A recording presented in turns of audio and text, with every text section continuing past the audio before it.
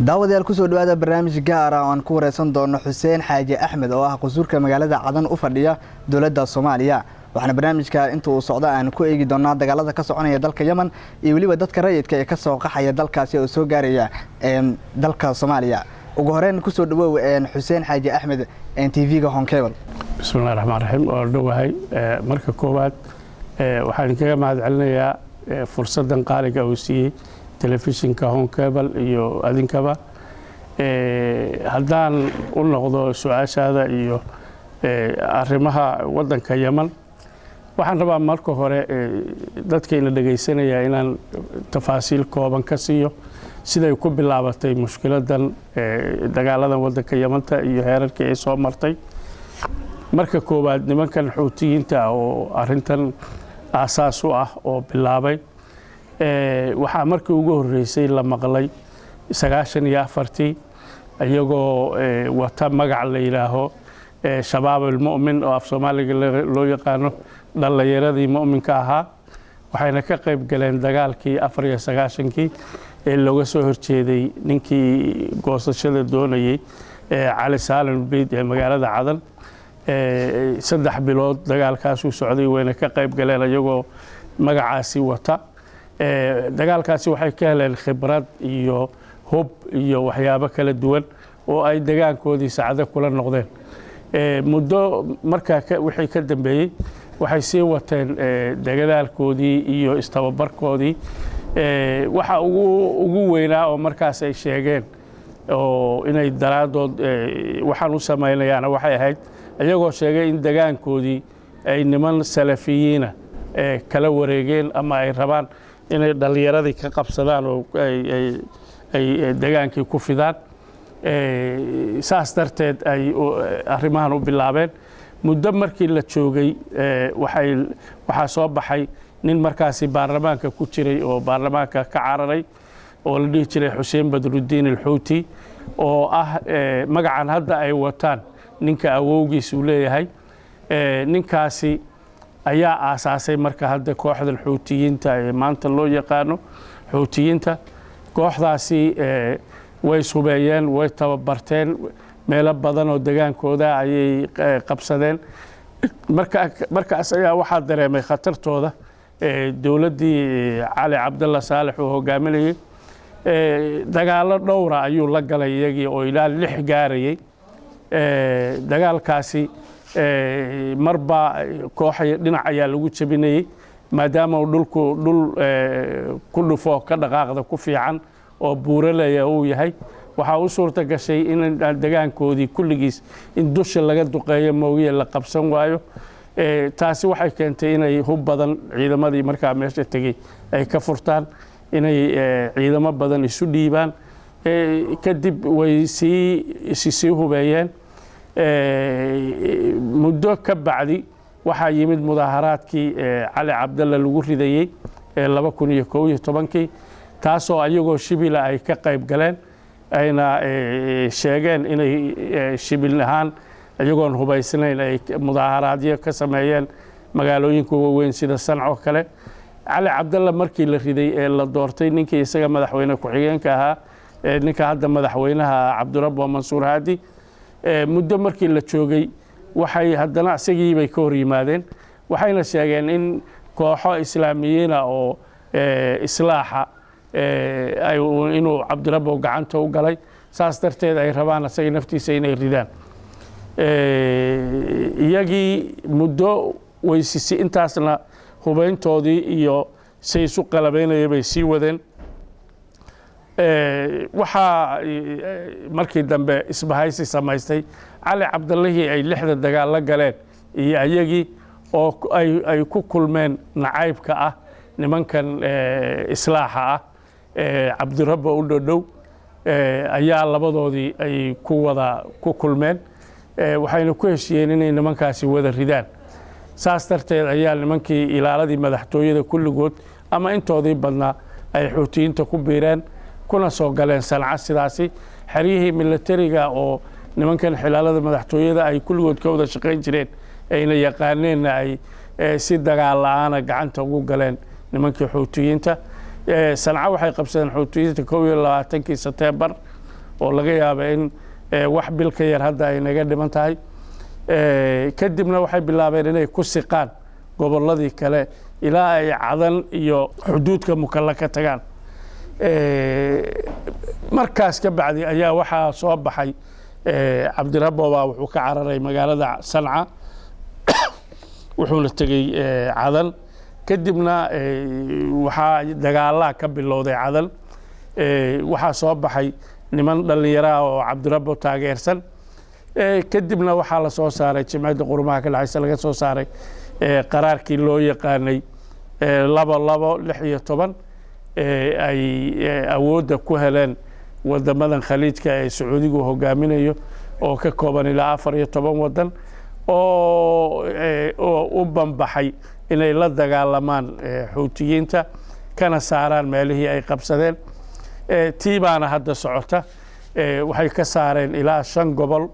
oo koonfurta ku yaala Cadan iyo Ebyan iyo Laxaj iyo Bayda iyo Shabwa 5 kale ayuu hadda dagaalkii u gudbay oo waqooyi ku yaala sida Ticis iyo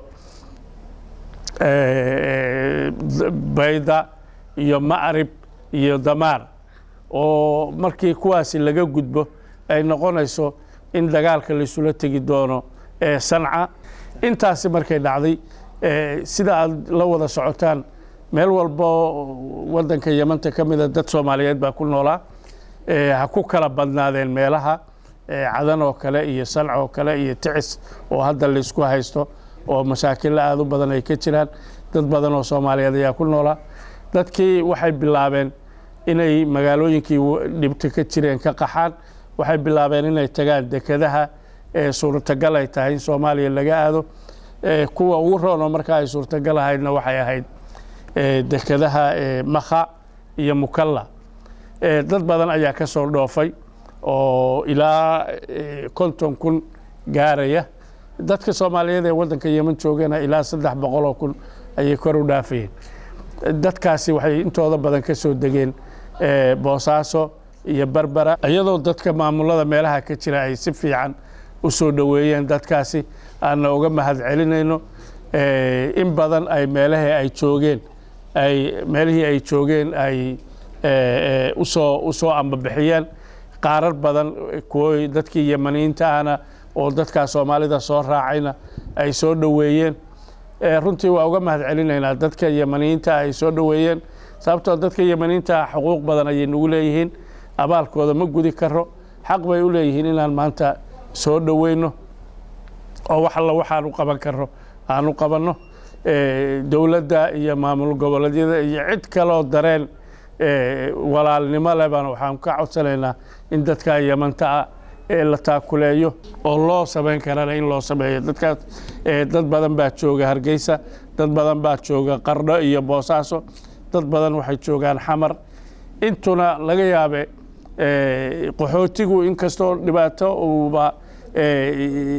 qaxo iyo dhibaatadu waa walaalo laakiin haddana waxaan codsanaynaa in dadkaasi laga khafiifiyo ama laga fududeeyo dhibaatooyinka ay dareemayaan inaan cid ka mid ah ayaga baahay u dhiman inayna cid ka mid ah ayaga ayna waxay cunaan waayin meel ay seexdaan iyo daawo inay waayin tira hadda aad u tira badan oo dadka Soomaaliyeed ay tahli waayaan hadda ma aha waa wax laga bixi karo oo la qaban karo dadkii Soomaaliyeed ee kale waxaad moodaa in intooda badan ay soo gaareen magaalada Xamar kuwii Barbara ka soo degay iyo kuwii Boosaaso ka soo degay iyo kuwa meelo kale diyaarado ku yimid intaba inay Xamar soo wada gaareen Xamar ilaa hadda mashaariic la taaban karo oo dadkaasi loo fidiyay ilaa hadda ma jiraan in wax meelo loogu tuurtuura moogi dadkaasi waxay u baahan yihiin mashaariic jihayna dadkaas in loo sameeyo kalluumaysato in la siiyo dooyo in la tababaro in beero iyo dhul beera la dejiyo si ay dadkaasi noloshooda isu anfacaan barina uga badbaadaan inay kooxo shisheeye gacanta u galaan oo waxyaabo khaladaada oo wadankooda ka soo horjeeda inay ka qayb galaan si looga badbaadiyo dagaaladaasi intaysan dhicin ka hor ma jiraa wax heshiis ah oo labada gruubba u furmay runtii wada hadallaa jiray oo dad badan oo dadka Yamanta ka kooban oo ilaa 600 kor u dhaafaya ayaa jimcida qurumaha ka dhaxaysa soo aruurisay dadkaasi guddiyaa loo sameeyay dhinacyada kala duwan adeegyada dadka loo qabto ama haddii ahaan lahaay dhinaca dastuurka dhinaca dhaqaalaha dhinaca siyaasadda intuba guddiyaa loo sameeyay guddiyadaasi waxay soo jeediyeen talooyin sidii waqtiga soo socda cabdirabbo muddadiisa waddanka loo xukumi lahaa waxay u qaybiyeen waddanka Yamanta oo dhan ilaa 6 gobol oo federaal ah nimankan xuutiyiinta waxa laga yaabaa in ay nidaamkaasi ay la soo jeediyay oo ayaga ka qayb galeen waqtiyada kamida ay u cuntami weysay sababtoo ah gobolka ayaga la siiyay oo ayaga nimankan zaydiyiinta la yiraahdo oo ayaga ay ku abtirsadaan gobolka la siiyay oo caasimadda ka mid tahay ma lahayn marin badeed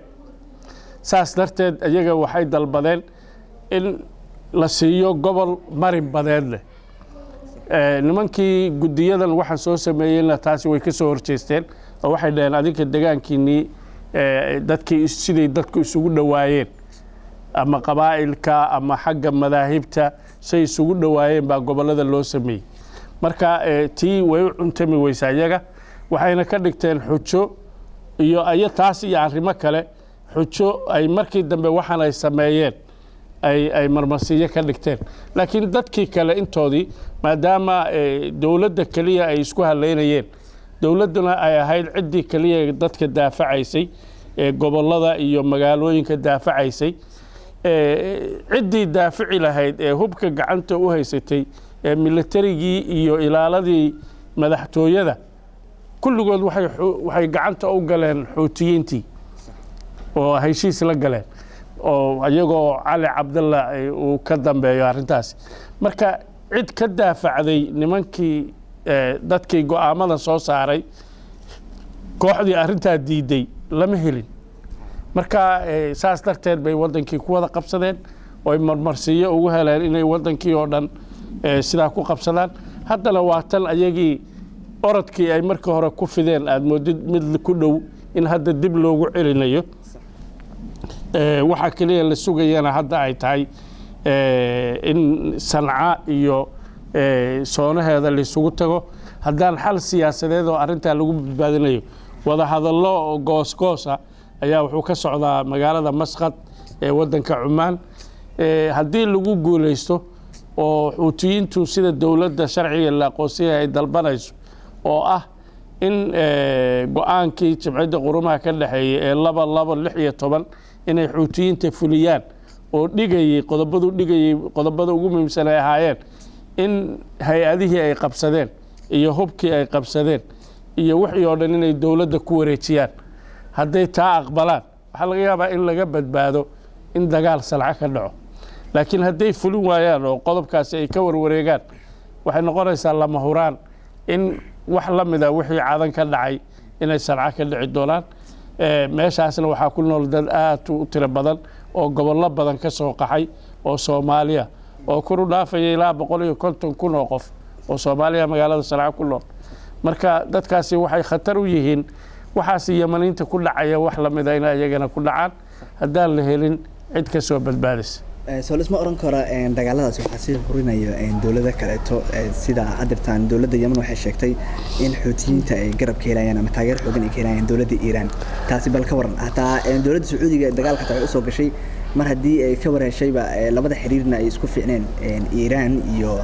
Sacuudiga ayagan dhankeeda inay xuutiyiinta la dagaalanto taasina bal soo isma oran karo dawladda kaleeto waa sax waa wax dhici kara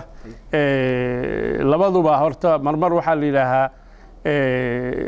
dadaan deegaanka u dhalan baa ku dhex dagaalamaya kuwan dawladda la aqoonsan yahayna waxaa la jira xuutiyiinta kuwan dawladda la aqoonsan yahay waxaa la jira oo la safan Sacuudiga iyo isbahaysiga la jira dhankan kalena kooxa Shiica oo la dhihi karo Xisbullah ama Iiraan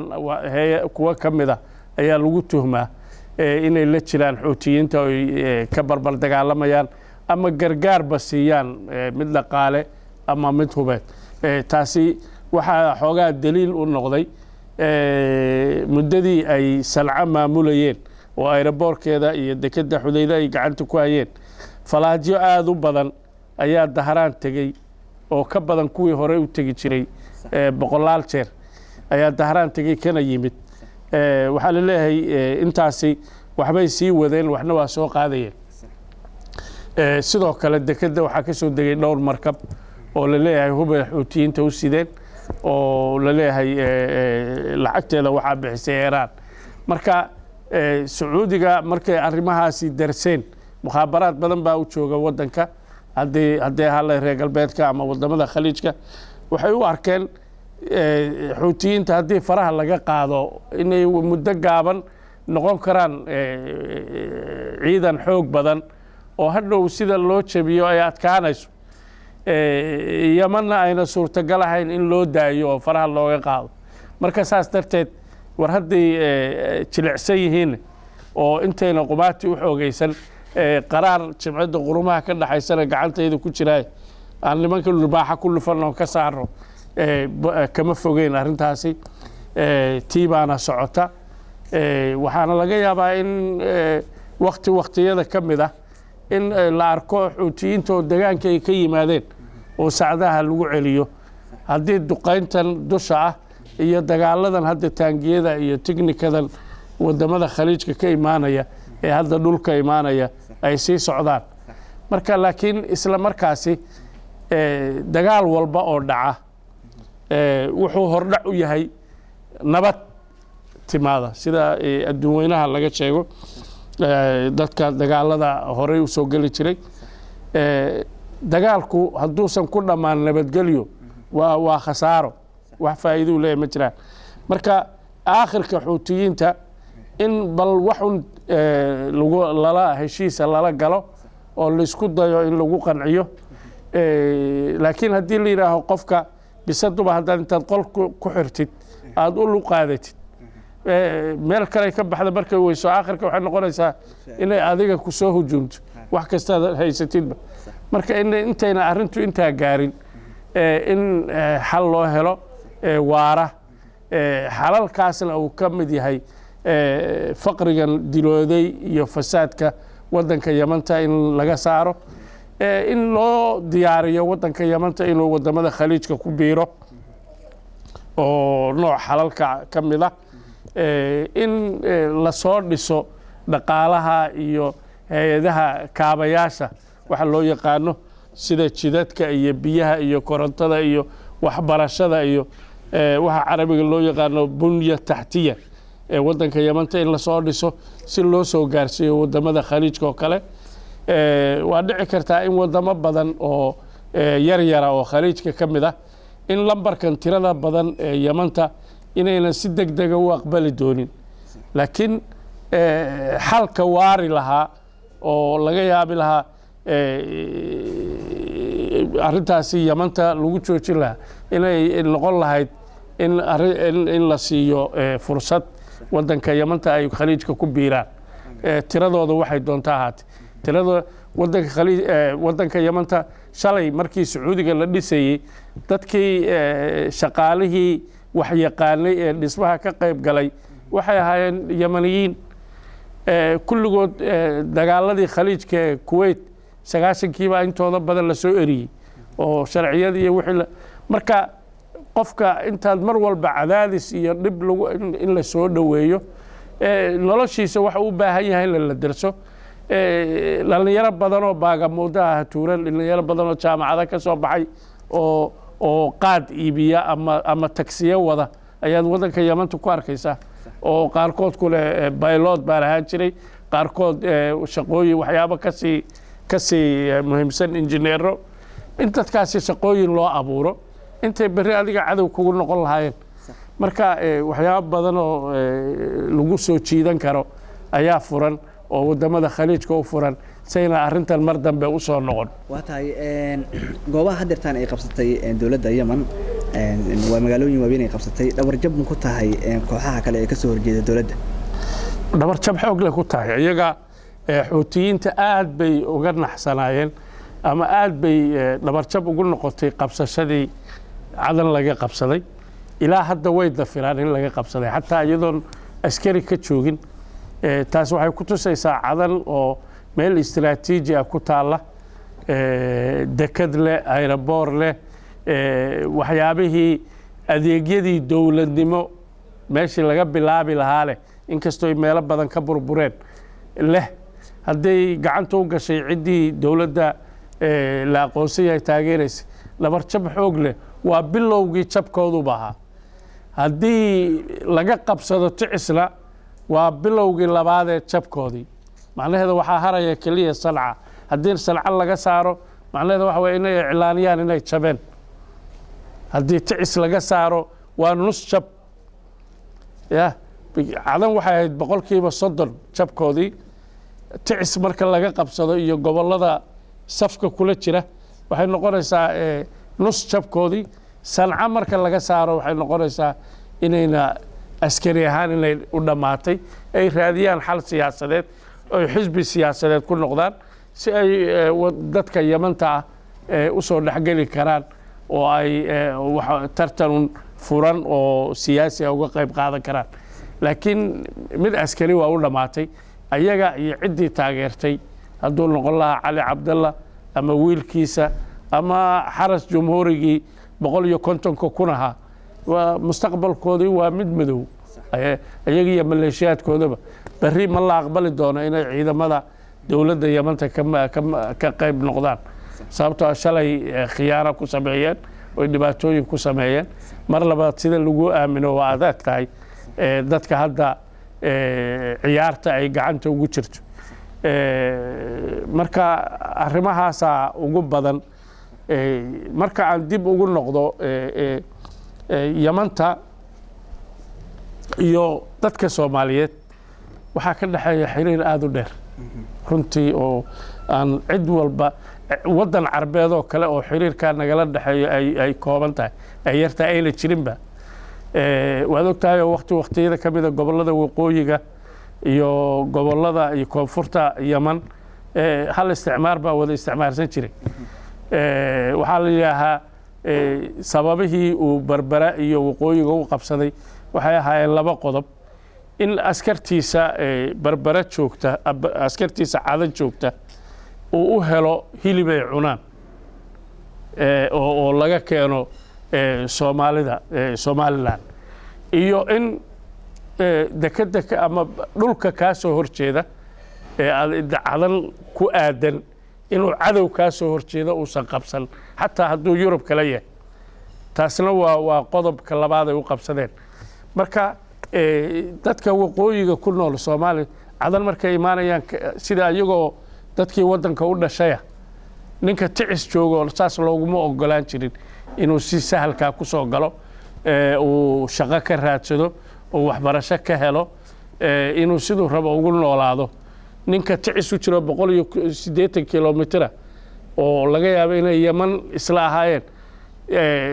fursadaha la siiyay ma lahayn waxaa jiri jirtay falaahyo Cadan Airways dadka raacadmeedka hadda nool baa garanaya 36 rixlado safar ayay ku tagi jirtay gobollada Soomaalida weegiiba 36 falaad mana waxa ku garanaysaa dhalinyarada Soomaalida ee cadan joogta intay tagaan Ceergaabo iyo Berbera iyo Cadan iyo Hargeysa oo aroosyada ka soo qayb galaan bay weekend-ka soo noqon jireen cadan ku soo noqon jireen mana waxay xiriir aad u low xiriirkaasi wali ma dhamaan wali waa jira